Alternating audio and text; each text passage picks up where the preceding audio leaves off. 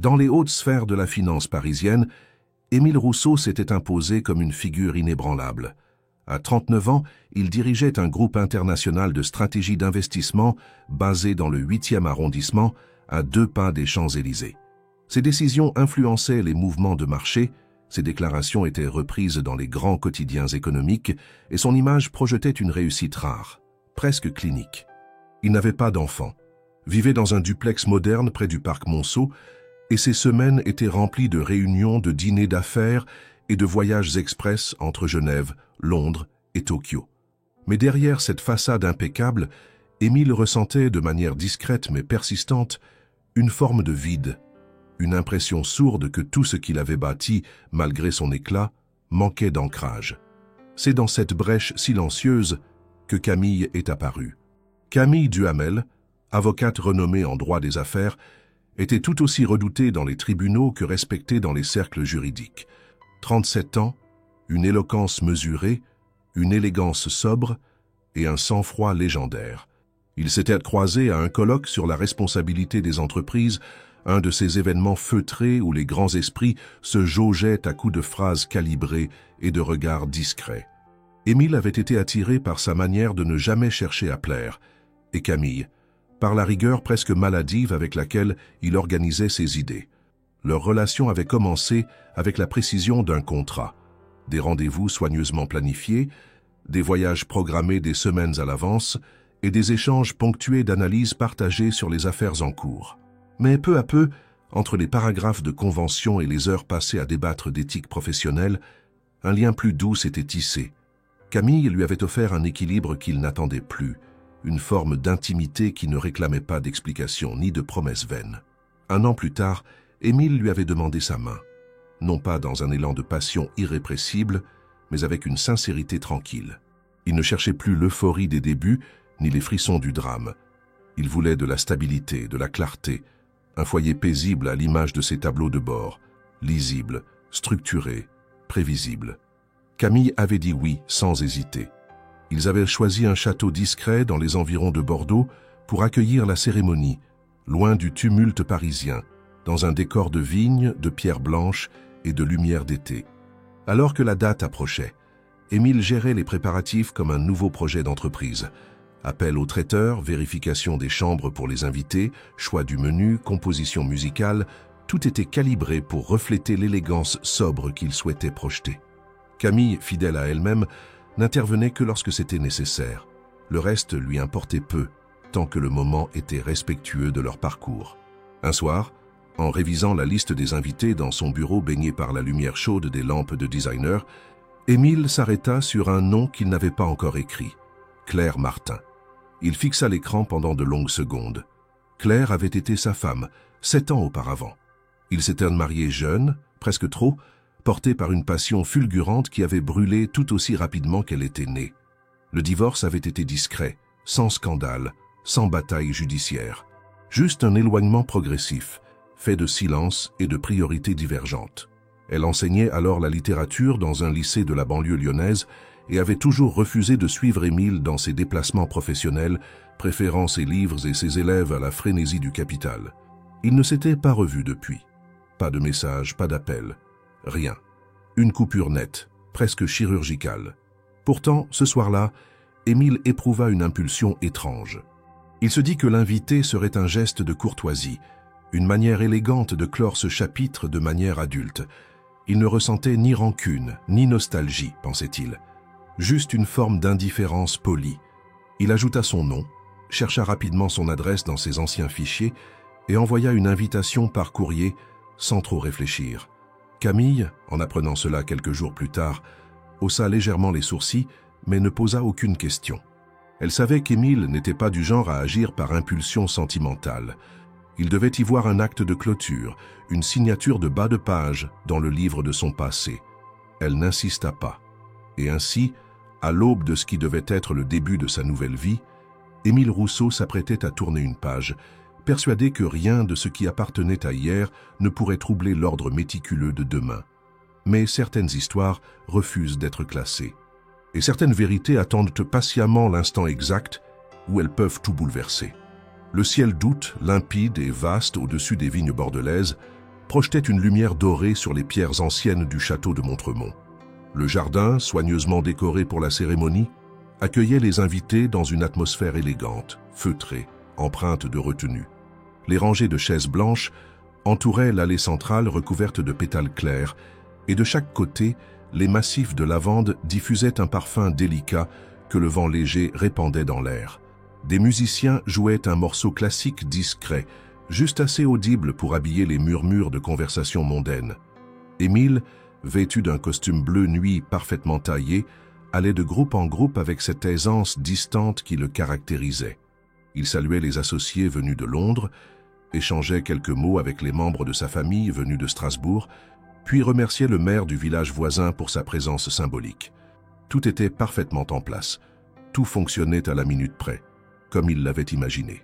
À quelques pas de là, Camille, dans sa robe de soie ivoire, parlait à ses collègues de cabinet avec un calme naturel, les mains jointes devant elle. Rien ne détonnait. Chaque élément suivait la ligne sobre de ce que devait être ce mariage. Sobre, chic, sans imprévu. Mais l'imprévu ne se signale jamais par avance. Il était environ 5 heures de l'après-midi lorsque le silence, discret mais profond, commença à s'installer dans une partie du jardin. Un groupe de convives s'était tu en fixant l'allée d'entrée. Émile, encore plongé dans une conversation sur les stratégies d'expansion en Asie du Sud-Est, remarqua ce changement subtil dans l'atmosphère.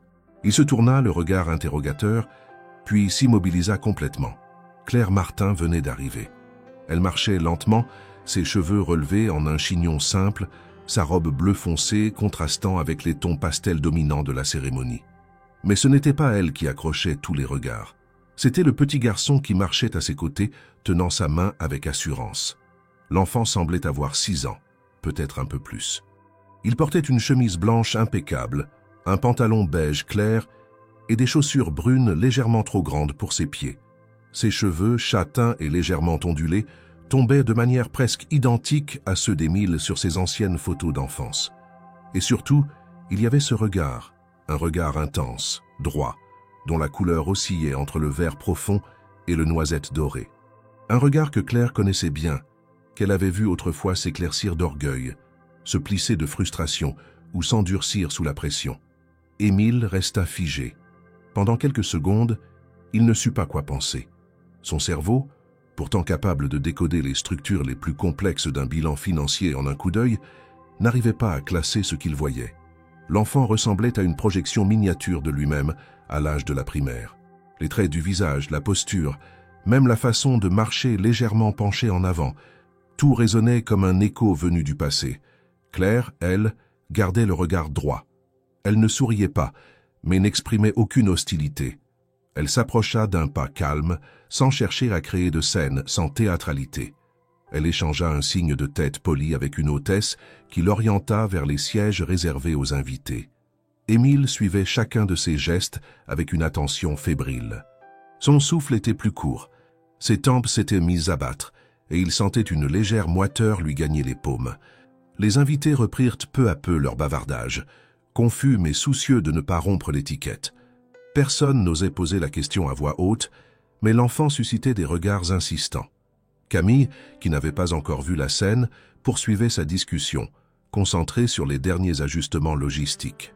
Émile, quant à lui, se déplaça lentement vers un point de vue d'où il pouvait voir Claire sans être vu directement. Il la vit s'asseoir avec l'enfant sur une rangée discrète, près d'un olivier. Le garçon leva la tête vers elle et dit quelque chose qu'Émile ne pouvait entendre. Elle hocha la tête doucement. Puis il observa à nouveau autour de lui, les yeux vifs et curieux, comme s'il découvrait un monde inconnu mais familier. Émile sentit un frisson désagréable courir dans sa nuque. Il tenta de rationaliser.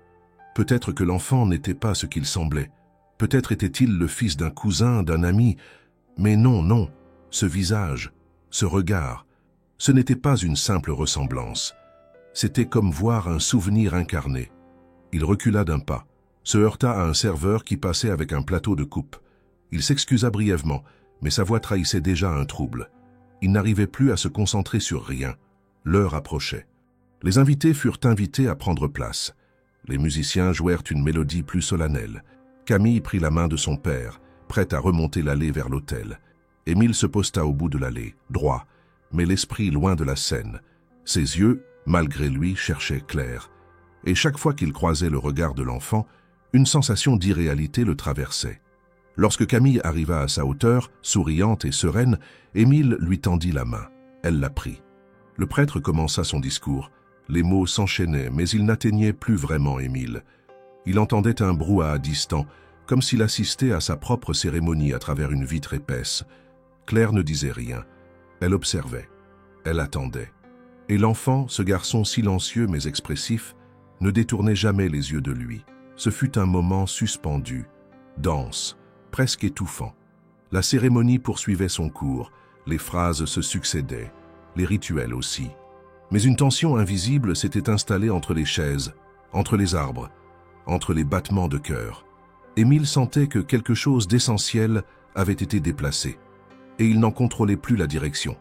Le murmure de la foule s'était peu à peu éteint, comme si une brume invisible avait enveloppé les invités, les isolant les uns des autres dans une étrange sensation d'attente.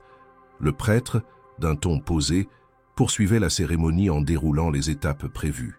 Il parlait d'amour, de confiance, de partage, de respect mutuel, ces mots qu'on prononce si souvent dans ce genre d'occasion sans toujours les entendre vraiment.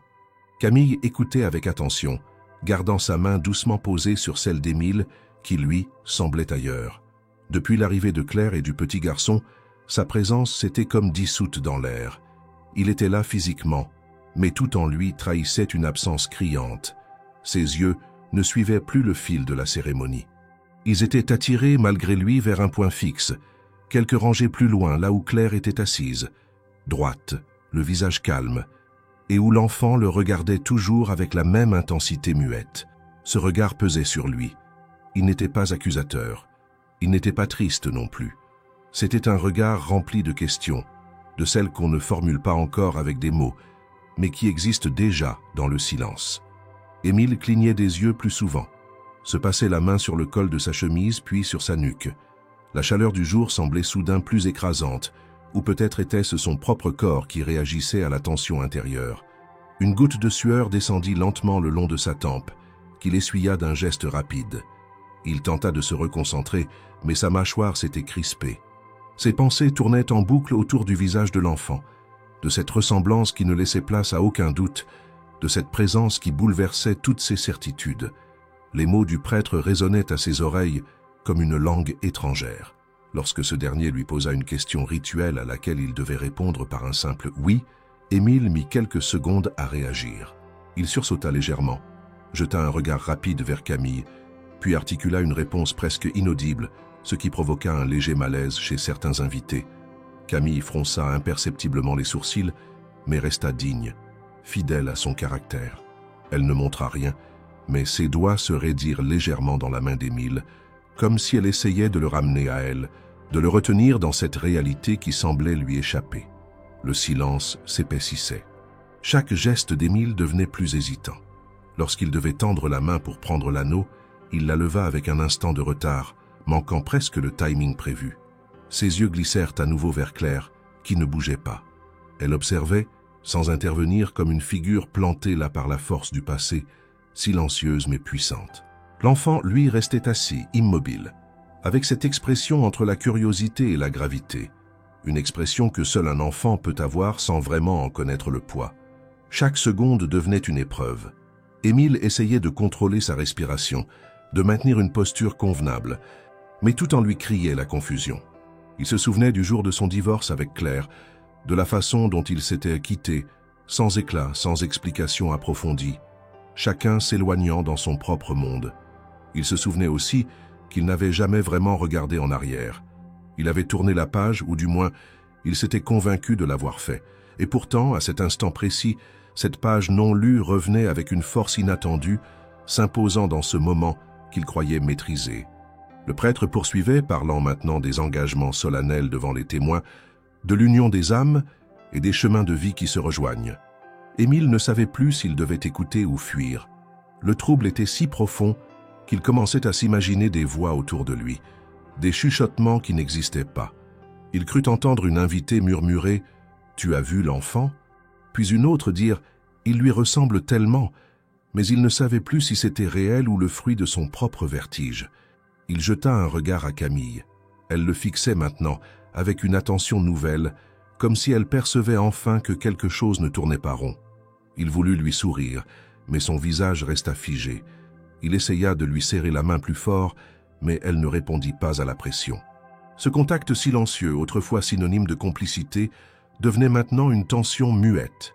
Camille cherchait des réponses, mais elle ne posait pas de questions. Pas encore. Elle attendait. Émile sentit une sueur froide glisser dans son dos. Son cœur battait plus vite. Il tenta une dernière fois de se convaincre que ce garçon n'était qu'un enfant parmi d'autres.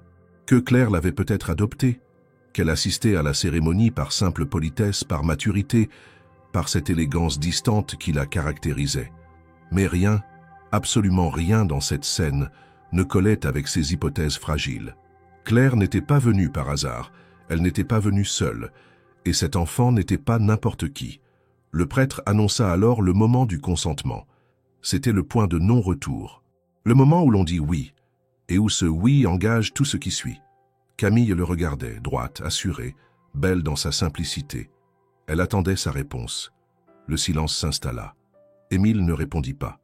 Il regarda droit devant lui, puis lentement, tourna la tête vers l'enfant, puis vers Claire. Le silence devint lourd, presque palpable.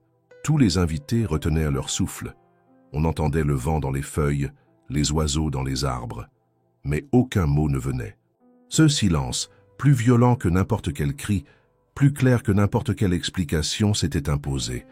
Et dans ce silence, Émile comprit qu'il ne pouvait plus faire semblant. Un souffle d'incrédulité traversa les rangées lorsque le silence s'allongea au-delà du convenable. Tous les regards étaient rivés sur Émile. Le prêtre, dérouté, tenta de relancer la phrase rituelle, croyant à une simple hésitation passagère, mais rien ne vint. Camille tourna lentement le visage vers son fiancé, cherchant dans ses yeux une réponse, une justification, quelque chose qui lui prouverait que ce moment n'était qu'une dérive temporaire. Mais ce qu'elle vit dans le regard d'Émile n'était pas une absence.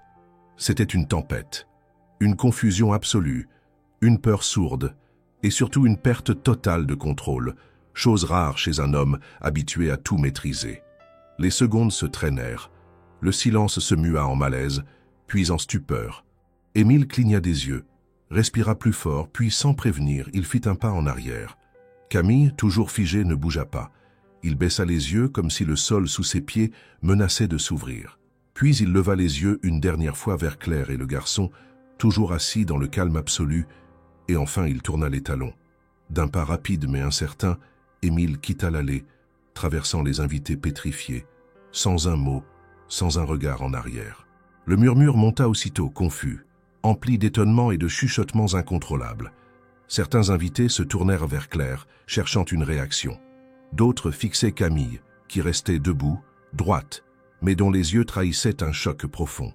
Elle ne pleurait pas, elle ne criait pas, mais elle avait cessé de respirer naturellement, comme si chaque inspiration lui demandait un effort conscient. Ses mains, toujours croisées devant elle, s'ouvrirent lentement puis retombèrent le long de son corps. Le prêtre, après quelques instants d'attente, referma le livret de la cérémonie en silence. L'un des musiciens baissa son instrument, l'autre se détourna. Émile s'était réfugié à l'intérieur du château. Il avait monté les marches à grandes enjambées, ouvert la première porte qu'il avait trouvée, puis refermée derrière lui. La pièce dans laquelle il entra était une ancienne chambre d'amis décorée avec sobriété. Un grand miroir ancien faisait face au lit et un fauteuil de velours vert trônait près de la fenêtre entr'ouverte. Il s'avança vers ce fauteuil et s'y laissa tomber, le souffle court, les mains tremblantes. Le bruit de la porte fermée semblait encore résonner dans ses oreilles. Il posa les coudes sur ses genoux, se pencha en avant, se prit la tête entre les mains. Il aurait voulu se déconnecter du moment, comme on éteint un téléphone ou un ordinateur en surchauffe. Mais les images continuaient de défiler. Le visage de l'enfant, ses propres traits dans ce petit corps, la silhouette de Claire debout dans l'allée, le regard que Camille lui avait lancé. Il revoyait tout comme s'il assistait à une scène qu'il n'avait jamais voulu jouer. Un coup léger à la porte l'arracha à sa confusion. Il se redressa brusquement, s'attendant à voir Camille ou un membre de sa famille. Mais ce fut Claire. Elle entra sans attendre de réponse, referma doucement derrière elle et resta debout sans s'avancer. Son visage était neutre, presque paisible. Elle n'avait pas changé de tenue, n'avait pas ajouté de maquillage, n'avait rien tenté pour se rendre plus marquante qu'elle ne l'était déjà. Elle était venue comme elle était, fidèle à elle-même, sans apparat ni stratégie. Émile se leva confus, cherchant quelque chose à dire, mais aucune phrase ne se formait. Claire le fixa quelques secondes, puis parla calmement, presque doucement, comme si elle savait que le moindre mot mal placé pourrait briser définitivement le fil ténu de lucidité qu'il lui restait. « Il s'appelle Jules », dit-elle simplement. « Il a 6 ans et demi. Il aime les trains, les chiens, et il déteste les betteraves. Il pose des questions sur tout le temps. Et il sait déjà lire, mieux que la moyenne de son âge. » Émile resta figé. Il sentit sa gorge se nouer, sa respiration devenir plus saccadée. « Pourquoi maintenant ?» réussit-il à articuler. Claire ne répondit pas tout de suite. Elle regarda par la fenêtre, puis revint vers lui. « Parce que tu t'apprêtes à te lier pour toujours à quelqu'un, Émile.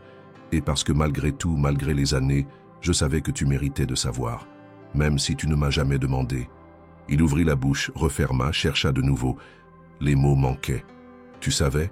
demanda-t-il enfin d'une voix rauque. « Tu savais que c'était moi ?»« Bien sûr que je savais, » dit-elle sans hésiter. « Tu étais le seul homme avec qui j'étais à cette période. Mais tu ne m'as jamais recontacté, pas une seule fois. Tu n'as jamais posé de questions. Tu as disparu comme si j'avais été un chapitre de ton agenda. » Émile baissa la tête. Il savait qu'elle disait vrai. Leur séparation avait été lisse, presque froide. Aucun cri, aucune bataille. Juste 2 personnes qui avaient cessé d'essayer. Ils s'étaient engouffrés dans le travail, avaient tourné la page, s'étaient éloignés de tout ce qui n'était pas stratégique ou mesurable. Claire sortit de son sac une petite enveloppe. Elle l'ouvrit et en sortit 2 photos. Elle les tendit à Émile. La première, c'est Jules bébé, 3 mois. La seconde, c'est toi à 4 ans. Ta mère me l'avait montré autrefois. Émile prit les photos. Il n'avait pas besoin de les regarder longtemps. La ressemblance était saisissante, identique jusque dans les plis du sourire, le front légèrement bombé, les yeux trop grands pour un visage d'enfant. Il sentit quelque chose se briser en lui, quelque chose de dur, de sec, de rigide. Il avait toujours cru que le passé restait à sa place tant qu'on ne le regardait pas. Mais le passé avait grandi, marché, pensé, et l'avait suivi jusqu'ici. Claire ne dit rien de plus. Elle rangea les mains dans les poches de sa veste et attendit. Il la regarda, les yeux brouillés. « Tu ne me l'as jamais dit. Je n'ai jamais caché. Tu n'as jamais cherché. Il y a une nuance. » Ils restèrent là quelques secondes, dans un silence différent de celui de la cérémonie. Un silence sans décoration, sans témoin. Un silence brut. Puis Claire fit demi-tour, ouvrit la porte, et avant de sortir, elle lança « Je ne suis pas venue pour gâcher ton mariage, Émile. Je suis venue pour que tu vois ce que tu as manqué. » Et elle referma doucement. Lorsque la porte se referma, Émile resta planté là, figé, les bras le long du corps, tenant toujours les 2 photos. Il les observait avec une intensité presque douloureuse. Les images semblaient palpiter entre ses doigts, comme si elles contenaient plus que du papier glacé. C'était une sorte de miroir temporel qu'il n'avait jamais cherché, mais qui s'imposait désormais à lui avec une brutalité douce. Jules bébé dans cette couverture bleu pâle, les yeux grands ouverts vers un monde qu'il commençait à peine à découvrir. Et lui, Émile, à 4 ans, avec le même regard, la même expression, photographié par une mère aujourd'hui disparue, dans une époque révolue qu'il pensait appartenir à un autre homme. Il se laissa tomber sur le bord du lit. Le silence de la pièce, rompu seulement par le froissement du tissu de son pantalon, était lourd, mais pas vide. Il était chargé de toutes les choses non dites, de toutes les questions suspendues entre lui et Claire, de tout ce qui aurait pu être évité, si seulement. Mais non, il s'interdit cette réflexion. Le conditionnel n'avait plus de valeur maintenant. Ce qu'il fallait, c'était comprendre. Comprendre pourquoi, comment et surtout, pourquoi elle avait attendu aussi longtemps. Un léger bruit à l'extérieur de la porte l'alerte. Il se redresse, pense à Claire, mais non. Cette fois, c'est Camille. Elle entre sans frapper. Son regard est glacial. Elle ne porte plus le voile qu'elle a visiblement arraché. Les fines perles accrochées à sa robe tremblent à chaque pas qu'elle fait. Ses bras sont croisés, sa mâchoire contractée. Elle referme la porte derrière elle et reste debout, droite, impassible. Elle ne pleure pas. Elle n'élève pas la voix. Mais chaque mot qui sort de sa bouche est un projectile parfaitement calibré. « Tu veux bien m'expliquer » commence-t-elle sans lui laisser le temps de respirer. Parce que là, j'aimerais comprendre ce que j'ai vécu devant tout le monde. Émile reste muet une seconde de trop. Camille plisse les yeux. « Est-ce que tu savais pour cet enfant ?»« Non, jure-t-il aussitôt, la voix plus basse que prévu. Je ne savais rien. »« Et maintenant, tu sais ?» demande-t-elle sans détour, avançant d'un pas. « Tu vas me dire que ce garçon n'est pas ton fils ?» Il ne répond pas. Il ne peut pas. L'évidence est trop forte et son silence est déjà une réponse. Camille laisse échapper un rire bref, sec, sans joie. « Très bien, c'est donc ça. Tu ne savais pas. Mais maintenant tu sais. Et ça te suffit pour fuir, pour me laisser là, devant tous ces gens, comme si j'étais une erreur. » Émile tente de s'approcher, mais elle recule. « Ne fais pas ça, Émile. Pas maintenant. Tu veux parler ? Très bien. Parlons. » Elle pointe du doigt les photos qu'il tient encore. « Tu comptes faire quoi avec ça ? Le reconnaître ? Te rattraper ? Lui offrir ce que tu ne m'as même pas offert à moi ?» Il inspire, prêt à parler, mais elle le coupe. « Non, tu vas écouter. Parce que moi, je t'ai attendu là-bas. Je t'ai attendu alors que tu regardais une autre femme et un autre enfant. Je t'ai attendu pendant que tu hésitais et pendant que tu doutais. Moi, j'étais prête à te dire oui, à bâtir quelque chose avec toi. Mais toi, t'étais déjà ailleurs. » Elle se tait juste un instant, puis poursuit d'un ton plus calme, presque résigné. « Je ne suis pas jalouse de cet enfant, ni même d'elle.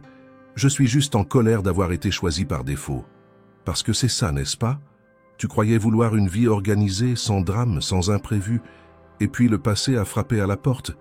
Et maintenant, tu ne sais plus. » Émile baisse la tête, puis murmure « Je ne voulais pas te blesser. Je ne savais pas qu'il existait. Je t'en supplie, Camille, crois-moi. » Elle secoue la tête comme si ces mots ne valaient rien. « Le problème, Émile, c'est pas ce que tu savais ou pas. C'est ce que tu ressens maintenant que tu sais. » Elle tourne les talons, marche jusqu'à la porte, puis s'arrête, la main sur la poignée. « Tu m'as demandé de devenir ta femme. Tu m'as parlé de stabilité, de futur, de projet. Mais tu vois, tout ça, c'était du vent.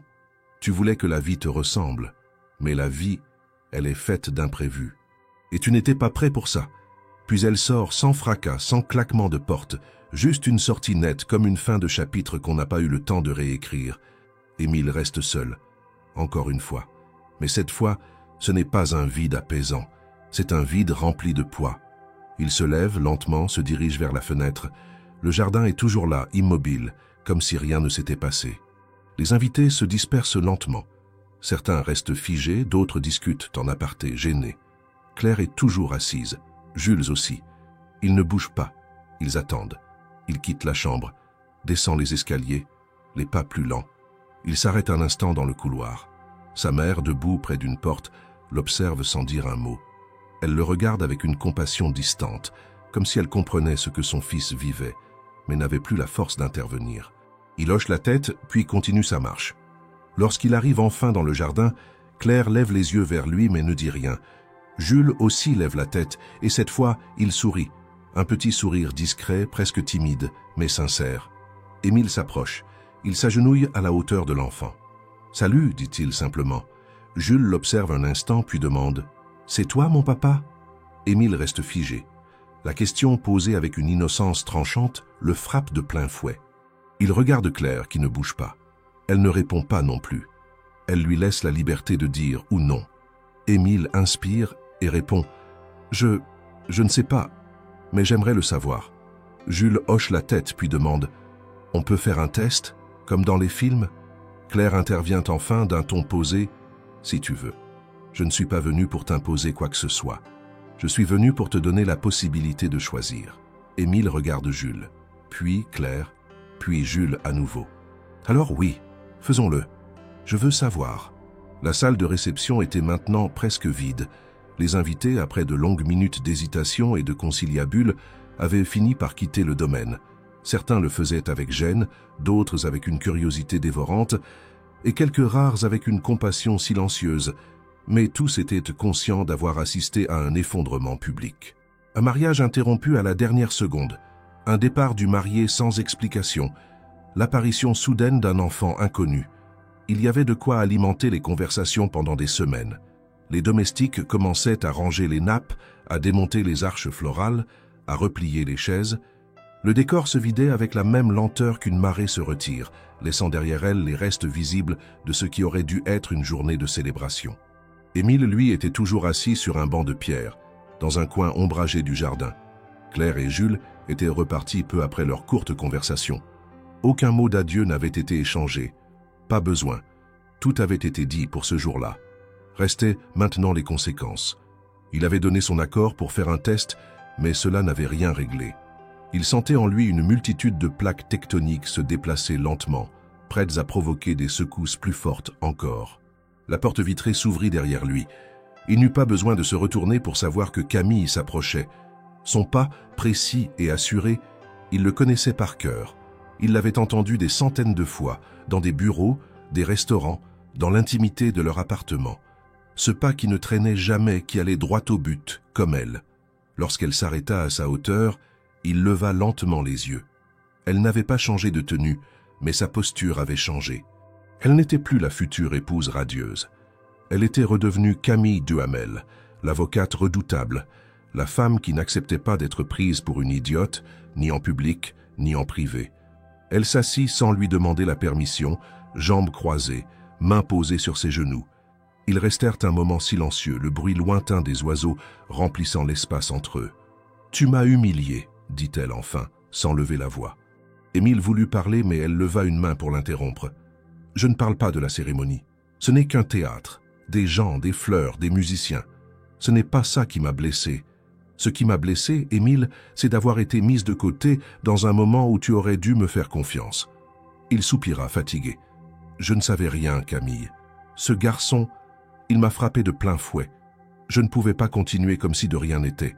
Ce n'est pas une décision que j'ai prise contre toi. » Elle tourna la tête vers lui, les yeux durs. « Mais c'est une décision que tu as prise sans moi. » Il se passa la main sur le visage. Il ne savait pas quoi répondre à cela. Elle avait raison. Il avait agi comme si elle n'existait plus, comme si son choc à lui justifiait d'effacer tout ce qu'ils avaient construit. « Tu m'avais demandé en mariage, Émile, pas pour un caprice, pas sur un coup de tête. On avait bâti quelque chose ensemble. Lentement, sagement. Tu parlais d'avenir, de maison, peut-être même d'un enfant un jour. Et voilà que tu découvres l'existence d'un enfant dont tu pourrais être le père, et tout bascule. Je peux comprendre ton trouble. Je peux comprendre que ça chamboule ton monde. Mais tu as choisi de te retirer seul, de m'exclure, comme si je n'avais aucune légitimité à être là, à ce moment-là. » Il se tourna vers elle, sincère. « Tu as raison. J'ai mal réagi. Je n'ai pas su gérer. Je me suis laissé envahir. J'ai eu peur. Peur de tout ce que ça remettait en question. Peur que je ne sois pas l'homme que je prétendais être. » Elle le regarda, surprise par la confession. « Et tu crois que tu es le seul à avoir peur? Tu crois que je suis en marbre, insensible? J'ai eu peur aussi, Émile. Peur de ne pas suffire. Peur de t'avoir aimé plus que tu ne m'as aimé. Peur de n'être qu'un refuge temporaire, une solution de remplacement. » Il secoua la tête avec vigueur. « Non, Camille, tu n'étais pas un refuge. Tu es une femme brillante, admirable. Je t'ai respectée chaque jour. Mais aujourd'hui, tout a basculé, et je ne sais plus ce qui est juste. » Elle inspira profondément, puis reprit. « Ce qui est juste, c'est de ne pas me priver de ma place. Si tu es en train de vivre une crise existentielle, d'accord. Si tu veux faire partie de la vie de cet enfant, je ne te retiendrai pas. Mais tu n'as pas le droit de me rayer de l'équation comme si j'étais un détail. Je mérite ta considération, même dans le chaos. » Il acquiesça lentement. Elle se leva, mais cette fois sans violence. « Je vais partir, pas parce que je t'en veux, mais parce que je ne peux pas être là pendant que tu navigues dans ce désordre. Tu as besoin de temps, et moi j'ai besoin de respect. » Elle fit quelques pas, puis s'arrêta, dos à lui. « Si un jour tu sais ce que tu veux vraiment, alors tu sauras où me trouver. Mais ne viens pas si c'est juste par remords, ou par devoir. » Elle s'éloigna sans se retourner. Il la regarda jusqu'à ce qu'elle disparaisse au coin du bâtiment. Ce départ-là ne ressemblait pas à celui de Claire, ni à celui d'un témoin choqué. C'était un départ lucide, fort, douloureux. Un départ qui laissait derrière lui un vide froid, mais aussi une certaine clarté. Camille n'avait pas exigé qu'il choisisse. Elle lui avait seulement demandé de faire preuve de vérité. Il resta encore un moment sur ce banc, les mains croisées devant lui. Il savait qu'aucune des décisions à venir ne serait simple. Rien ne pourrait réparer le mal causé, mais une chose s'imposait à lui. Il ne pouvait plus fuir, plus maintenant. Les jours qui suivirent furent parmi les plus longs de la vie d'Émile Rousseau. Il était retourné à Paris sans faste, sans cortège, sans explication publique. Les journaux spécialisés en affaires et même quelques magazines à sensation relayèrent avec une précision toujours approximative les rumeurs sur le mariage avorté du PDG en vue. Certains évoquaient des problèmes internes dans l'entreprise, d'autres un scandale personnel. Mais Émile, fidèle à sa discrétion habituelle, ne confirma rien. Il se mura dans un silence que même ses plus proches collaborateurs n'osèrent perturber. Installé dans son appartement du parc Monceau, il tenta de reprendre sa routine. Il se rendait au bureau, assistait aux réunions, signait les documents nécessaires, mais sans la rigueur qui le définissait. Ses gestes manquaient de fluidité, ses interventions de conviction. Ses associés les plus attentifs comprirent vite que quelque chose d'anormal se passait. Mais dans un monde où l'émotion est une faiblesse, personne n'osa poser la question de front. Chaque soir, Émile rentrait dans un appartement qui n'avait plus le même sens. Il y avait des objets qu'il avait choisis avec Camille, des livres qu'elle avait offerts, des draps qu'ils avaient partagés. Tout semblait figé dans une temporalité morte. Ce n'était ni passé ni présent. C'était un entre-deux, une attente, un espace suspendu. Un jeudi matin, après avoir passé une nuit blanche à fixer le plafond, il décida de partir pour Lyon. Il ne prévint personne. Il mit quelques affaires dans un sac, prit sa voiture et quitta la capitale. Durant le trajet, il tenta de construire un discours, de prévoir les questions, d'imaginer les réponses. Mais rien ne résistait plus de 5 minutes. Ce qu'il allait faire n'entrait dans aucun modèle de gestion, aucun tableau Excel, aucune stratégie prévisible. Il allait affronter une vérité qui ne se calculait pas. Claire vivait dans un quartier résidentiel, calme, à la lisière de Lyon. Une maison simple, avec un jardin soigné, quelques plantes en pot sur le perron. Elle enseignait encore la littérature dans un lycée du centre-ville. C'est Jules qui ouvrit la porte. Il portait un t-shirt à rayures et tenait un petit robot en plastique dans la main. En voyant Émile, il sourit avec une spontanéité qui désarma immédiatement le visiteur. « Tu es revenu », dit-il. Émile hocha la tête, ému par la simplicité de l'accueil. Claire arriva derrière, essuyant ses mains dans un torchon. « Je ne t'attendais pas aujourd'hui, dit-elle sans hostilité. « Je ne savais pas que je viendrais, répondit-il. Mais je suis là. » Elle le fit entrer sans poser de conditions. La maison était remplie d'objets vivants, des livres entassés sur des étagères, des dessins d'enfants accrochés au mur, une odeur de café encore chaude. Tout transpirait la vie réelle, celle qui ne cherche pas à paraître parfaite, mais qui respire l'authenticité. Ils s'installèrent dans le salon. Jules resta dans la pièce, jouant à quelques mètres avec ses figurines. Émile l'observait en silence, fasciné. Il cherchait inconsciemment à décoder ses gestes, à y repérer quelque chose de lui. Le garçon ressemblait à Claire dans l'énergie, dans l'agilité du regard. Mais dans la façon de froncer les sourcils en se concentrant, dans le pli du menton, c'était lui tout craché. « Tu veux du café ?» demanda Claire. « Non, merci. Juste, je voulais parler. » Elle s'assit sur un fauteuil en face de lui. « Alors parle. » Il prit une inspiration. « Je ne sais pas par où commencer, je me sens idiot. J'ai l'impression d'être entré dans une histoire dont j'ignorais tout, mais qui existait depuis des années. Et je ne sais pas comment rattraper le temps, ni s'il faut le faire. » Claire ne dit rien. Elle le laissa chercher ses mots, comme on laisse un enfant faire ses premiers pas, conscient que la chute fait partie du mouvement. « Jules m'a demandé si j'étais son père, » dit-il enfin. Et je n'ai pas su quoi répondre. Alors j'ai dit qu'on allait faire un test. Il m'a semblé prêt, toi aussi. Je le suis, confirma-t-elle. Je n'ai jamais voulu te cacher quoi que ce soit. J'ai juste respecté ton silence, ton départ. Je n'avais pas le droit de t'imposer une présence que tu avais refusée. Il baissa les yeux. Je ne t'en veux pas. J'étais aveugle, concentré sur moi-même, sur ma carrière, sur ma fuite. Et maintenant j'ai peur de ne pas savoir comment être père. Comment rattraper tout ce que j'ai manqué? Claire le fixa longuement, puis déclara « Tu ne peux pas rattraper. Ce n'est pas un compte à rééquilibrer. Ce que tu peux faire, c'est être là, maintenant, vraiment là. Pas un jour, pas deux, mais de manière stable. C'est ça être père.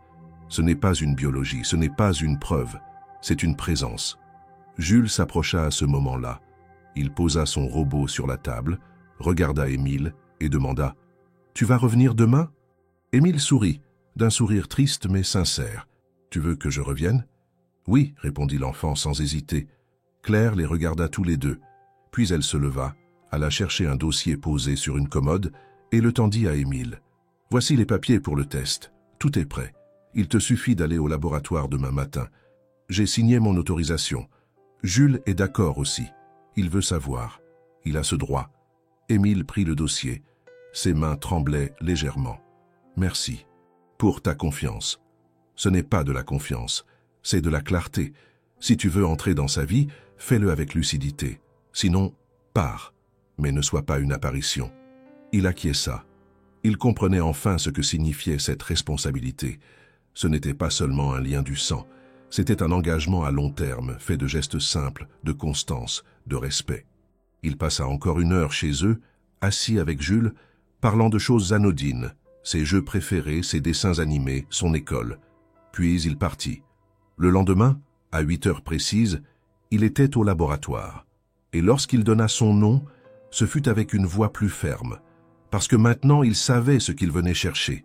Pas une réponse scientifique, mais une vérité personnelle, intime, celle qui donne un sens à tout le reste. Lorsque le téléphone vibra dans la poche de sa veste, Émile était en pleine réunion avec les directeurs de division de son entreprise.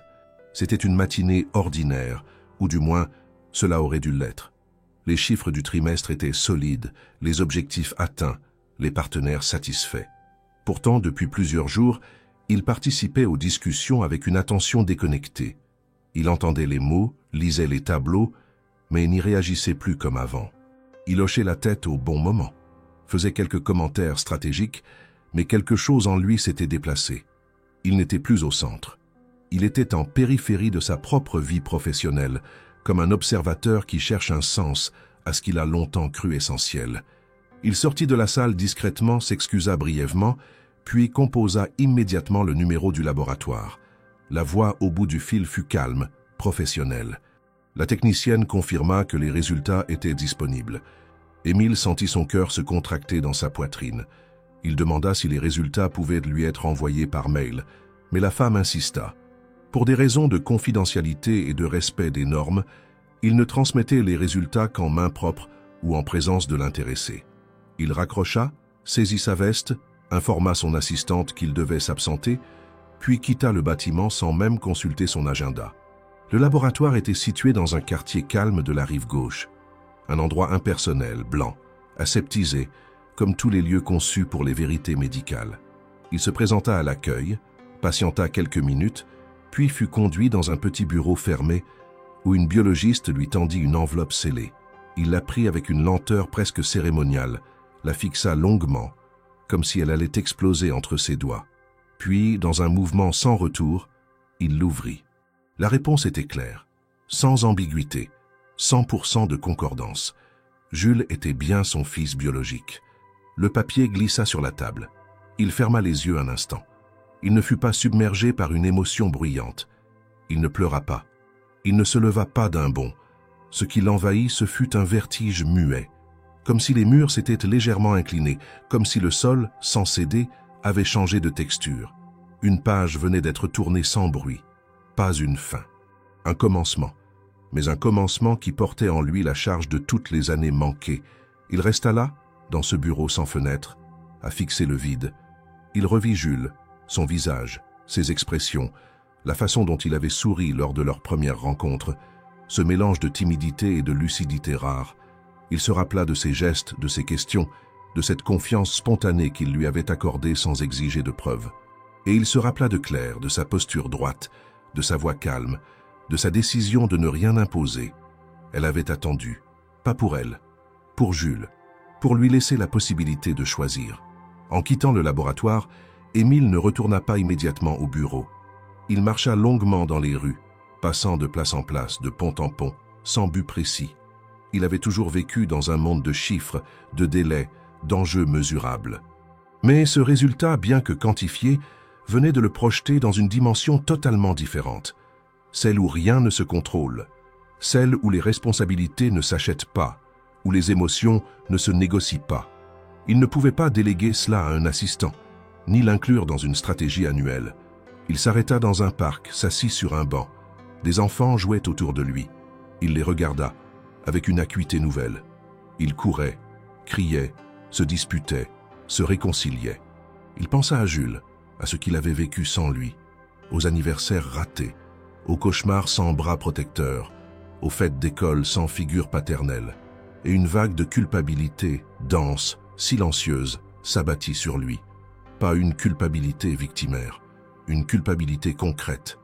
Il avait été absent, par choix, par distraction, par peur. Il se leva finalement, prit son téléphone et appela Claire. Elle répondit rapidement. « Allô ? C'est moi, j'ai les résultats. » Un court silence suivit. « Et ? C'est positif. Il est mon fils. Il n'y a aucun doute. » Elle ne répondit pas immédiatement. Puis elle demanda « Comment tu te sens ?» Il réfléchit avant de répondre. Comme quelqu'un qui pensait avoir tout compris à la vie et qui découvre qu'il en ignorait l'essentiel. « Tu veux le voir ? » ?»« Oui. Ce soir, si possible, je veux lui parler. Je veux qu'il sache que je suis là. Pour de bon. Il sera content. Il t'attend. » En raccrochant, Émile sentit pour la première fois depuis des jours une forme de calme s'installer en lui. Pas une paix, mais une direction. Il savait que tout restait à faire, que les preuves d'amour ne se résument pas à un test ADN. Mais il avait franchi le premier mur, celui du déni. Il ne se cachait plus derrière son passé, ni derrière ses excuses. Le soir venu, il arriva à la maison de Claire avec une petite boîte entre les mains. Ce n'était pas un cadeau coûteux, ni symbolique. C'était une simple maquette de train à monter. Il savait que Jules les adorait. Claire ouvrit la porte. Elle lui sourit légèrement, puis s'écarta pour le laisser entrer. Jules était assis sur le tapis du salon, entouré de ses jouets. En le voyant, il se leva aussitôt. « Tu es revenu ?» Émile s'agenouilla à sa hauteur. « Oui, et je ne repars plus. » Il tendit la boîte. Le garçon la prit, les yeux brillants. « C'est pour moi ?»« Oui, mais à une condition. »« Laquelle ?»« Que tu me laisses la monter avec toi. » Jules rit puis hocha la tête. Claire les regarda en retrait, silencieuse.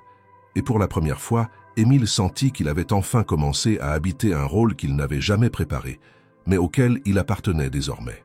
Pas parce qu'un document le disait, mais parce que son cœur, ses gestes et ses choix commençaient à s'accorder.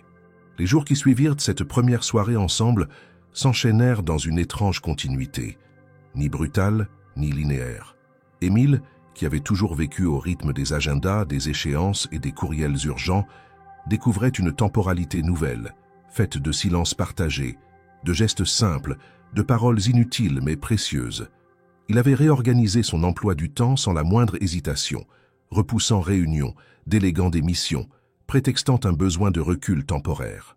Pour la première fois, ses collaborateurs le voyaient absent sans explication rationnelle. Et cela ne suscitait ni mépris ni panique, seulement un respect discret.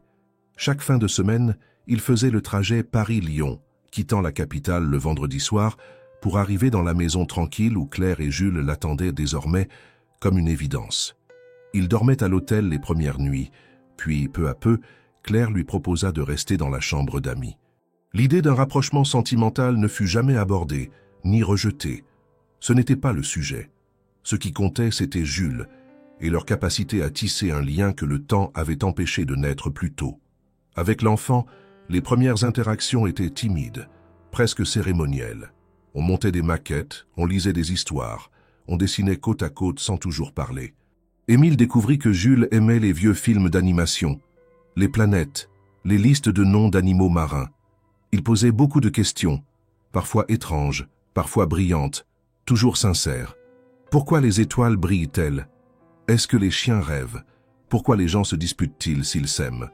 À chaque interrogation, Émile tentait de répondre avec honnêteté, même lorsqu'il ne savait pas quoi dire. Il fut surpris de se voir dans ce garçon, pas seulement physiquement, mais dans son besoin de comprendre le monde, dans sa réserve naturelle, dans sa manière d'observer avant d'agir.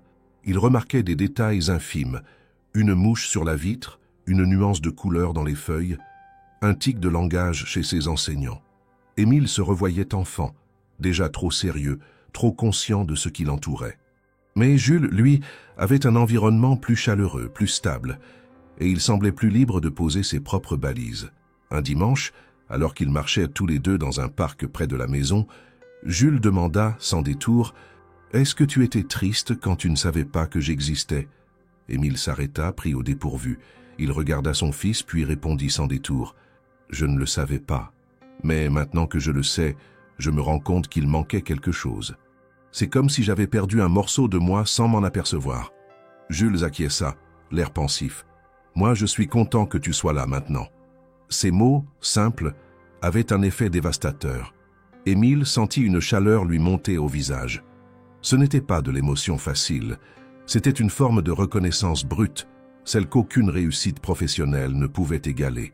Leurs sorties devinrent plus fréquentes. Ils allèrent ensemble au musée des Confluences, visitèrent un planétarium, mangèrent des glaces dans le vieux Lyon. Claire les accompagnait parfois, d'autres fois les laissait partir seule.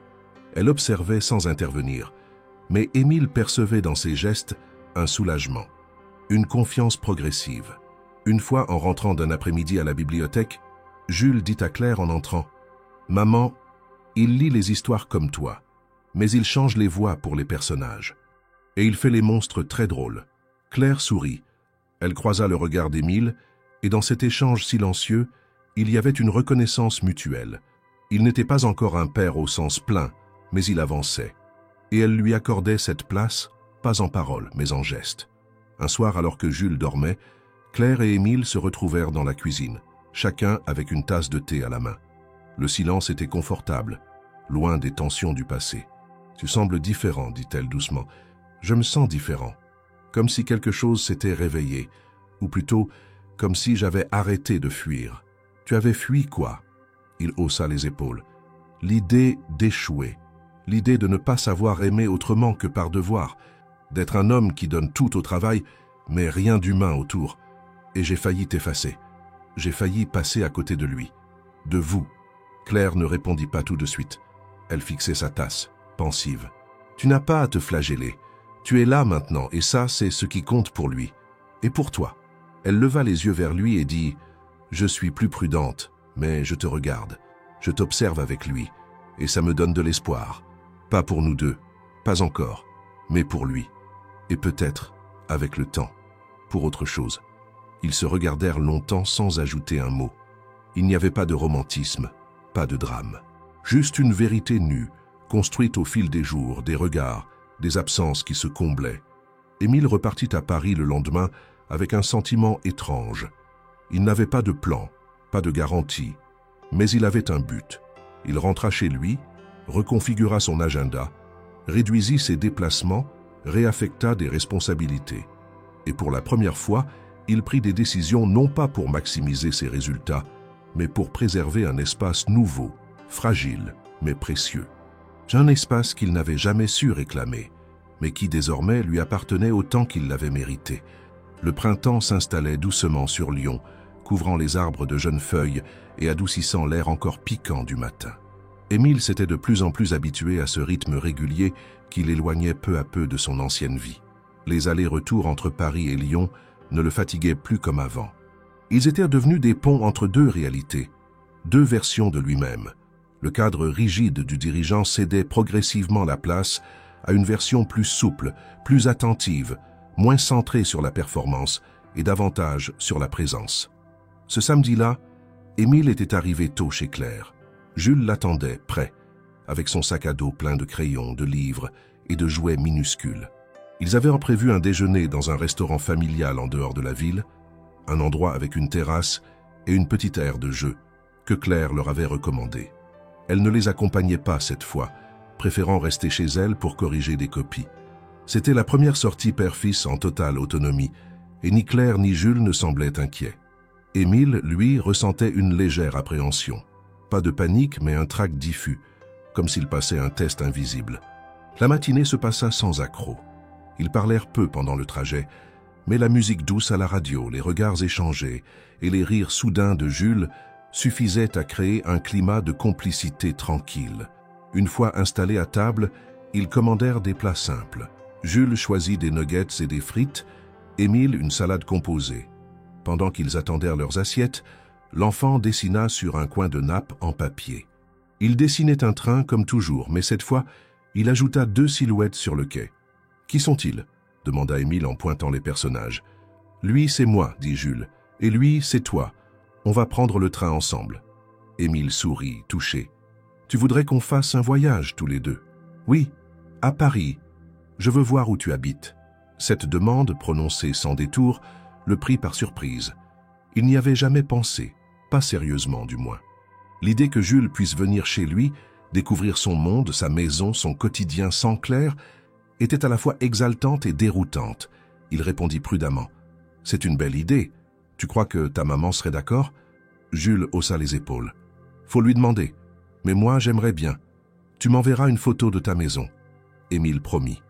Mais à ce moment-là, quelque chose changea en lui. Un mouvement intérieur, discret mais décisif. Ce voyage, il ne voulait pas seulement en parler. Il voulait le proposer. Et pas à moitié. Il voulait formuler une vraie demande, claire, adulte, responsable. Le déjeuner terminé, ils rentrèrent tranquillement. Claire ouvrit la porte avec un sourire léger. « Tout s'est bien passé ?»« Très bien, » répondit Émile. Jules se précipita pour lui montrer son dessin. Pendant qu'elle commentait le train et les personnages, Émile attendit. Une fois Jules absorbé dans ses jouets, il demanda « Tu as un moment pour qu'on parle tous les deux ?» Claire hocha la tête et l'accompagna dans la cuisine. Il se tint debout, les mains dans les poches, le regard fixé sur la table. « J'aimerais te demander quelque chose, dit-il. Je t'écoute. » Il inspira profondément. « J'aimerais emmener Jules à Paris. Pas pour un long séjour, juste quelques jours. Pour lui montrer où je vis. Mon appartement, mon quartier, mon rythme. » Il en a parlé pendant le déjeuner. Il m'a demandé « Je ne veux rien précipiter, mais je pense que ça pourrait être bien pour lui. Pour nous deux. » Claire ne répondit pas tout de suite. Elle semblait peser chaque mot qu'elle s'apprêtait à prononcer. « Tu es sûr que c'est le bon moment? Je pense que c'est nécessaire. Il me pose des questions. Il veut comprendre qui je suis, où je vis. Et moi, j'ai envie qu'il sache. Pas par des mots, mais en voyant, en vivant quelques jours avec moi. Tu es prêt à l'accueillir chez toi, à t'adapter à son rythme, à ses besoins? Je me prépare depuis le jour où j'ai su qu'il était mon fils. Je ne dis pas que je saurais tout faire, mais je veux apprendre, pas plus tard, maintenant. » Claire l'observa en silence. Il n'y avait dans ses yeux ni défiance ni naïveté, seulement une vigilance protectrice. « Combien de jours? »« 3. Je pensais un week-end prolongé. Je prends mes dispositions, je reste disponible. Rien d'autre ne comptera. » Elle croisa les bras, réfléchit encore. « Il dort tôt. Il fait encore des cauchemars parfois. Il aime le lait tiède le soir, et il n'aime pas trop les bruits forts quand il se réveille. Tu sauras gérer ça? » « Oui, je te promets que je ferai attention à tout, et je t'appellerai au moindre doute. » Claire finit par hocher lentement la tête. « Très bien, je te le confie. Mais je te préviens, il ne faut pas que ce soit une parenthèse. Si tu ouvres cette porte, tu ne pourras plus la refermer sans conséquence. Je ne veux plus rien refermer, ni fuir, ni me protéger. Je veux être là, pleinement. » Elle lui tendit la main, sans sourire, mais avec une fermeté douce. « Alors prends soin de lui. » Il serra sa main, ému, reconnaissant. Quand il rentra à Paris, Émile passa toute la semaine suivante à préparer l'arrivée de Jules. Il fit réaménager son bureau pour en faire une chambre d'enfant, acheta des livres, des jouets, installa un matelas confortable, ajouta une veilleuse. Il testa plusieurs recettes simples, fit l'inventaire des choses à éviter. Il ne se souvenait pas avoir été aussi méticuleux, pas même pour la fusion la plus complexe de sa carrière. Il s'agissait d'accueillir un être fragile, curieux, imprévisible. Il ne voulait pas impressionner, il voulait être prêt. Le vendredi soir, Claire et Jules arrivèrent à la gare de Lyon-Part-Dieu. Émile les attendait sur le quai, un sac de voyage à ses pieds. Lorsque Jules l'aperçut, il courut vers lui sans hésiter. « C'est aujourd'hui ?»« Oui, dit Émile, c'est aujourd'hui. Et ce sera un week-end rien que pour nous. » Il prit la main de Jules, regarda Claire et lui fit un signe de tête. Elle lui rendit ce regard avec un mélange de prudence et de confiance. Le train s'ébranla. Paris les attendait. Mais plus encore, une nouvelle forme de vie les attendait. Moins prévue, moins cadrée, mais bien plus vraie. Après le retour de Jules de son séjour à Paris, quelque chose d'invisible, mais de profondément concret, avait changé dans la dynamique entre Émile et Claire. Le garçon, à peine descendu du train, avait couru vers sa mère pour lui raconter chaque détail. L'appartement, les petits déjeuners avec du pain grillé, les balades dans le parc Monceau, les soirées à regarder des dessins animés allongés sur le canapé. Il avait raconté comment Émile lui avait préparé son chocolat chaud exactement comme il l'aimait, comment il l'avait laissé choisir les livres à lire le soir, comment il s'était endormi en écoutant la pluie frapper doucement les vitres. Claire, silencieuse, avait écouté sans interrompre, posant quelques questions, observant avec attention les gestes de son fils. Il n'y avait ni euphorie ni retenue excessive dans son comportement, seulement une sorte de calme joyeux, une certitude nouvelle. Jules savait désormais que ce lien existait, pas en théorie, en acte, en quotidien partagé. Émile resta dîner ce soir-là, pas parce que c'était prévu, mais parce que Claire le proposa.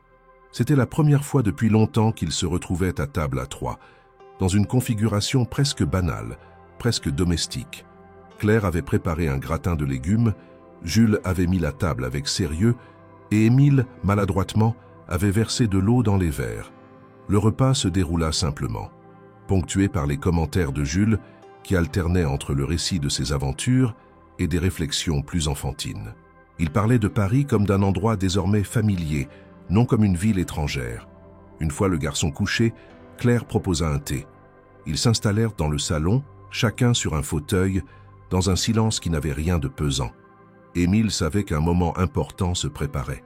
Il le sentait à la manière dont Claire évitait son regard, à sa posture légèrement tendue, à la façon dont ses doigts jouaient avec l'anse de sa tasse. « Tu veux dire quelque chose, non » demanda-t-il d'un ton calme. Claire releva les yeux vers lui. Elle ne sourit pas. « Oui, il est temps. » Il attendit. « Après notre divorce, j'ai essayé d'écrire une lettre pour te dire que j'étais enceinte. » Émile sentit une contraction dans la poitrine, mais il ne bougea pas. Elle poursuivit. « J'étais en colère au début. Pas contre toi, contre la situation, contre nous deux. On s'était éloignés sans s'en rendre compte. Et puis du jour au lendemain, tu étais parti, absorbé par ton travail, ton monde. Moi j'étais là avec ce vide. Et un test positif. » Elle marqua une pause, but une gorgée de thé. « J'ai écrit cette lettre plusieurs fois.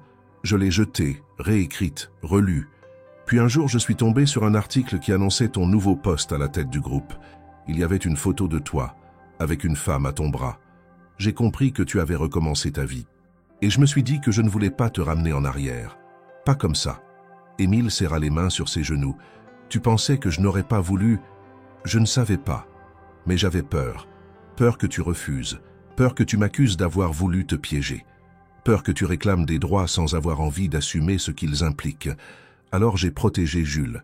J'ai protégé sa vie, sa paix. Je me suis dit que s'il devait te connaître un jour, ce serait parce que tu le voulais vraiment, pas parce que tu y étais obligé. » Il ferma les yeux une seconde. « Et maintenant, tu regrettes de ne pas m'avoir dit plus tôt ?» Claire le fixa longuement. « Il y a eu des moments où je me suis demandé ce que ça aurait changé. Mais aujourd'hui, non. Parce que tu es là. Et que si tu étais venu plus tôt, peut-être que tu ne serais pas resté. Tu étais une autre version de toi. Tu aurais peut-être fait acte de présence, mais sans t'impliquer. Et ça aurait été pire pour lui. » Émile se leva, fit quelques pas dans la pièce. Il s'arrêta près de la fenêtre, regarda dehors sans vraiment voir. « Tu crois que je peux réparer ça? Être un vrai père, même avec ce retard ?» Claire le rejoignit, se plaça à ses côtés. « Je crois que tu es déjà en train de le faire. Ils ne te jugent pas, tu sais. Ils t'accueillent. Les enfants n'ont pas nos blessures. Ils prennent ce qu'on leur donne, et ils donnent sans condition jusqu'à ce qu'on les déçoive. » Il la regarda sincèrement bouleversée. « Et toi, tu arrives à me pardonner ?» Elle soupira, pas avec amertume, mais avec une sincérité tranquille. « Ce n'est pas une question de pardon. On s'est éloignés tous les deux. Tu as fui, moi j'ai fermé la porte. Ce n'était pas un crime. C'était une fatigue. Mais aujourd'hui, j'ai envie de croire qu'on peut construire quelque chose. Pas comme avant. Pas forcément ensemble, mais autour de Jules. Pour lui, il acquiesça. C'est ce que je veux. Le protéger, l'aimer, le comprendre, être là, même quand il n'a pas besoin de moi. » Ils restèrent là, côte à côte, sans mots. Le salon était plongé dans une pénombre douce, et le silence ne nécessitait plus d'être comblé. Il n'y avait pas de déclaration, pas de résolution finale, juste deux adultes qui, après avoir échoué l'un avec l'autre, avaient trouvé un terrain commun. Une vérité simple, partagée, sans revanche ni rancune. Lorsqu'Émile quitta la maison ce soir-là, il ne ferma pas la porte comme on tourne la page. Il la laissa entr'ouverte, volontairement, comme un signe, parce qu'il savait désormais que certaines histoires ne recommencent pas, mais se redéploient, non pas comme des répétitions, mais comme des maturations. Jules dormait à l'étage, paisiblement, inconscient de l'équilibre fragile qui se dessinait autour de lui. Et Émile, pour la première fois depuis longtemps, sentit qu'il marchait dans une direction qui n'effaçait rien, mais qui transformait tout. Les mois qui suivirent furent marqués par une transformation lente, presque imperceptible, mais irréversible. Émile Rousseau, autrefois incarnation de la rigueur absolue, du contrôle millimétré et de la productivité sans faille, avait commencé à désapprendre à tout prévoir, à tout maîtriser, à tout compartimenter. Il avait toujours vécu avec des frontières nettes, affaires, vie privée, émotions, rationalité. Mais désormais, ces frontières s'effaçaient les unes après les autres, remplacées par une forme de fluidité nouvelle, exigeante, mais vitale. Il commença par réaménager sa vie professionnelle. Non pas en supprimant ses responsabilités, il restait le dirigeant du groupe, consulté, respecté, sollicité, mais en réévaluant ses priorités. Il limita les déplacements non essentiels, confia davantage de décisions à ses directeurs de pôle, mit en place des plages horaires fixes, invariables, qu'il consacrait exclusivement à Jules. Ces créneaux étaient désormais inaccessibles, intouchables, même pour les projets les plus urgents. Il les appelait, non sans ironie, ses réunions non négociables. Ses collaborateurs comprirent rapidement qu'aucune négociation n'était possible. Et à leur grande surprise, les résultats ne déclinèrent pas. Au contraire, le groupe continua de croître. Le calme personnel d'Émile semblait rejaillir sur la structure tout entière. Il organisa sa vie parisienne pour y inclure Jules de manière concrète. L'enfant venait désormais passer un week-end sur 2 chez lui, parfois davantage pendant les vacances scolaires. Émile le conduisait lui-même à l'école les lundis matins lorsqu'il restait plus longtemps à Paris. Il avait même engagé une nourrice à temps partiel, non pas pour déléguer, mais pour assurer une présence complémentaire en cas de retard imprévu ou d'imprévu médical. Il suivait de près chaque détail, les devoirs, les réunions parents-professeurs, les rendez-vous médicaux. Ce n'était plus un engagement moral abstrait, c'était une implication tangible. Au fil des semaines, une routine s'installa entre eux. Les matins commençaient par des petits déjeuners simples, toujours partagés, sans écran ni téléphone. Le dimanche, ils faisaient les courses ensemble dans le quartier. Jules choisissait les fruits, apprenait à lire les étiquettes, faisait rire les commerçants par ses remarques toujours pertinentes. Le soir, ils cuisinaient ensemble, souvent des plats simples, mais c'était le rituel qui comptait. Les tâches devenaient des temps partagés. Plier le linge, laver la vaisselle, ranger les jouets. Et dans ces gestes ordinaires, Émile découvrait une forme d'intimité qu'aucune relation amoureuse ou amicale ne lui avait jamais apportée. La chambre de Jules dans l'appartement avait évolué. D'abord spartiate, elle était devenue un véritable espace personnel. Des dessins s'étaient accumulés sur les murs, des livres s'empilaient sur les étagères, un globe lumineux trônait sur la commode. Chaque détail avait été choisi avec lui. L'enfant s'y sentait chez lui. Pas en visite, pas de passage. Chez lui. Un jeudi soir, alors qu'ils terminèrent de ranger la table, Jules posa une question inattendue. « Est-ce que je pourrais rester plus longtemps la prochaine fois ?» Émile s'interrompit, surpris. « Tu veux dire plus que le week-end ?»« Oui, peut-être une semaine, ou peut-être venir pendant les vacances d'été ?» Il sentit une vague d'émotion monter, qu'il contint avec pudeur. « Si ta maman est d'accord, bien sûr, ce serait une joie pour moi. Je lui demanderai. J'aime bien être ici.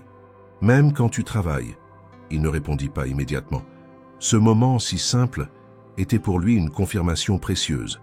Il ne s'agissait plus seulement de faire partie de la vie de son fils, il en devenait un repère, une présence attendue, choisie, une figure centrale. Du côté de Claire, les choses évoluaient également. Sans mot d'ordre, sans serment, leur relation s'était transformée. Ils n'étaient pas redevenus un couple, et peut-être ne le redeviendraient-ils jamais. Mais une proximité nouvelle s'était installée. Ils échangeaient régulièrement, non seulement à propos de Jules, mais aussi sur leurs lectures, leurs journées, leurs inquiétudes. Ils ne se téléphonaient pas tous les jours, mais lorsqu'ils le faisaient, la conversation coulait sans heurts.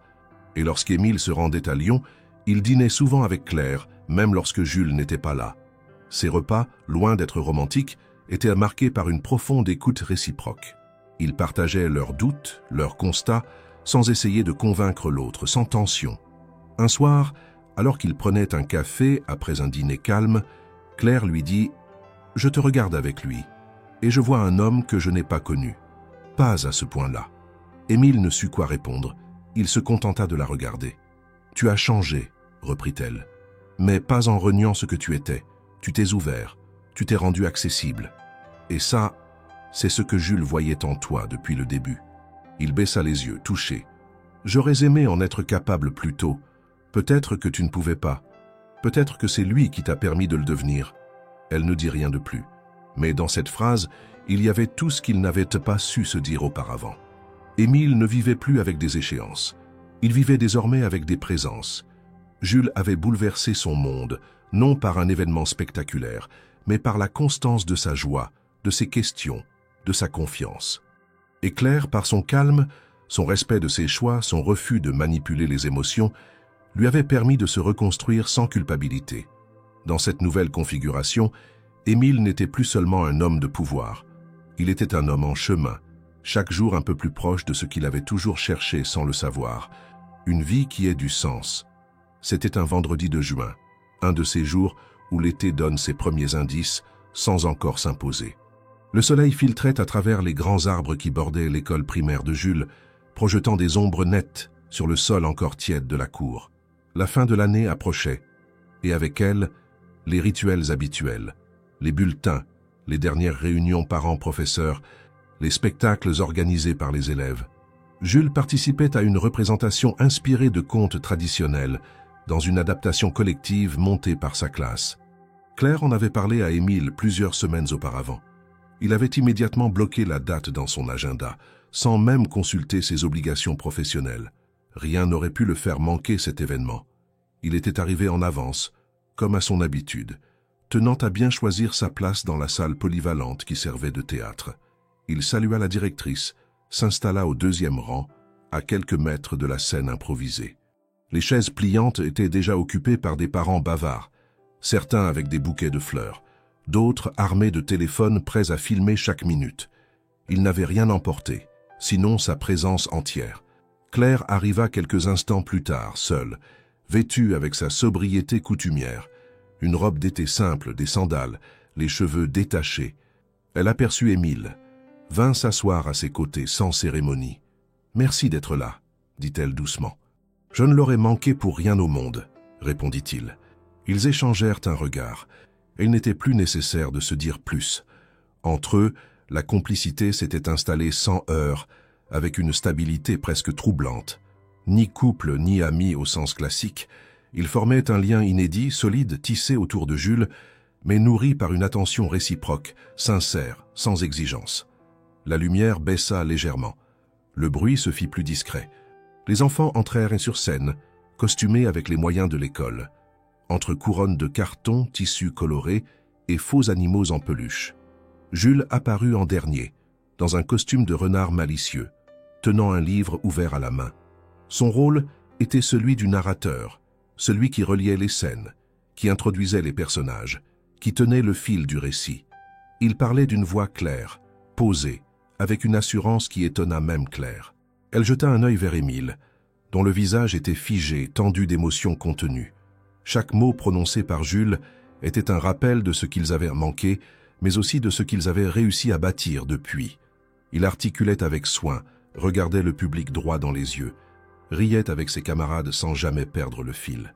Lorsqu'il annonça la scène finale, il sourit brièvement en direction de la salle, et Émile eut l'impression, juste un instant, que ce regard s'était adressé directement à lui. Les applaudissements furent longs, nourris, sincères. Les enfants saluèrent en ligne, visiblement ravis. Certains se précipitèrent vers leurs parents, d'autres restèrent un instant sur scène à chercher leur manteau ou leur sac. Jules mit quelques minutes à rejoindre la salle. Lorsqu'il vit Émile et Claire côte à côte, il accéléra le pas, les bras déjà tendus. Il les embrassa tous les deux en même temps, sans préférence, sans hiérarchie. Claire le serra contre elle. Émile posa une main sur son dos, puis l'autre sur l'épaule de Claire, sans réfléchir. Ils restèrent ainsi quelques secondes. Autour d'eux, les gens sortaient, discutaient, félicitaient les enseignants. Mais pour eux trois, le monde s'était figé.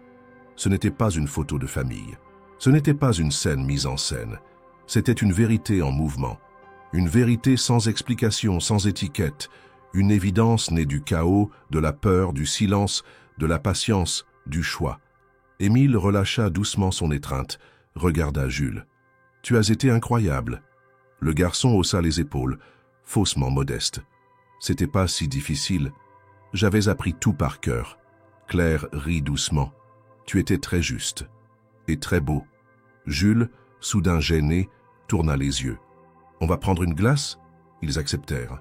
Quelques minutes plus tard, ils marchaient tous les trois dans les rues du quartier, tenant chacun une coupe glacée. Le soleil descendait doucement derrière les toits, le ciel passait au rose pâle. Jules parlait beaucoup, racontant les coulisses, les erreurs des répétitions, les blagues entre élèves. Claire l'écoutait, parfois corrigeait une formulation. Émile, lui, regardait, observait, absorbait. Ils s'arrêtèrent dans un square.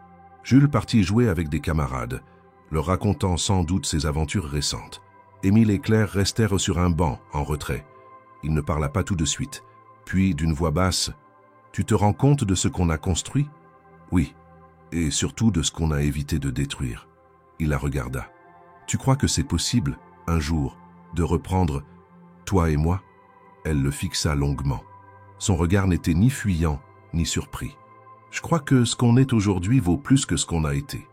Et si un jour ça doit devenir autre chose, ça viendra naturellement, sans pression, sans peur. » Il hocha la tête. « Alors, j'attendrai. Ne m'attends pas. Vis avec nous. Et on verra. » Elle lui sourit. Il répondit par un sourire discret. Jules revint en courant, essoufflé, couvert de poussière, les joues rouges. « On peut rentrer ensemble ?»« Bien sûr, » répondit Émile. « On rentre ensemble. » Ils marchèrent lentement vers la maison. Aucun d'eux ne disait mot, mais leurs pas étaient synchrones. Et dans leur silence, il y avait tout ce qu'il fallait. Une paix construite, un lien retrouvé, un avenir ouvert.